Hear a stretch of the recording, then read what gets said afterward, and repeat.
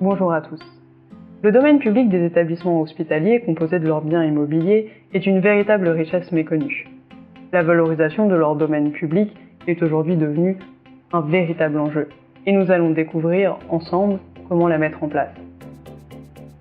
La valorisation du domaine public doit permettre de créer un véritable lieu de vie. Ce lieu de vie doit permettre d'apporter plus de services aux agents comme aux usagers du service public.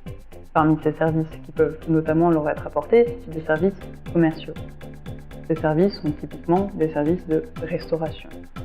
Il y en a toutefois beaucoup d'autres. Ils doivent bien sûr être compatibles avec la mission de service public qui est exercée. Parmi les activités commerciales qui peuvent être exercées sur le domaine public hospitalier, on retrouve notamment des services de loisirs, des services de garderie, de bien-être, ou encore liés à la consommation, et notamment, pourquoi pas, des services de relais postaux. La valorisation du domaine public peut également se faire par sa location. L'article L2125-1 du Code général de la propriété des personnes publiques nous dit clairement que toute occupation du domaine public est payante. Elle fait donc l'objet d'un prix qui est également appelé redevance. Cette redevance est fixée au regard des avantages procurés à l'occupant du domaine public. Elle est notamment fixée au regard de la valeur vénale du bien ou encore par rapport à un pourcentage du chiffre d'affaires de titulaire de l'occupation domaniale. Enfin, plus innovant, on peut imaginer un système d'enchères. Le propriétaire du domaine fixe un montant minimal de redevance et les futurs occupants surenchérissent sur ce montant.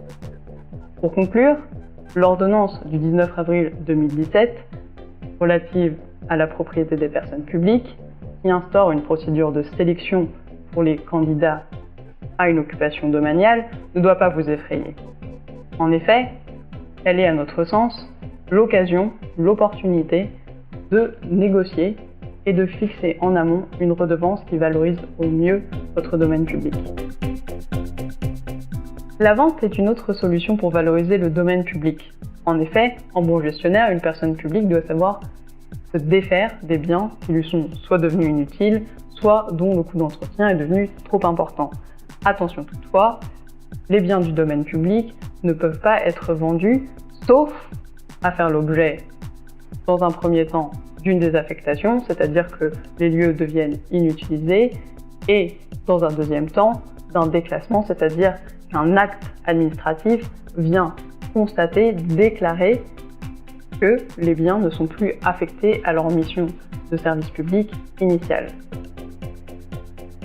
Lorsqu'il y a eu une désaffectation suivie d'un déclassement, les biens sortent donc du domaine public. Ils entrent donc dans le domaine privé de la personne publique et sont alors soumis à un régime de droit privé. Ils peuvent alors être cédés. Enfin, pour valoriser le domaine public, on peut créer des espaces de coactivité.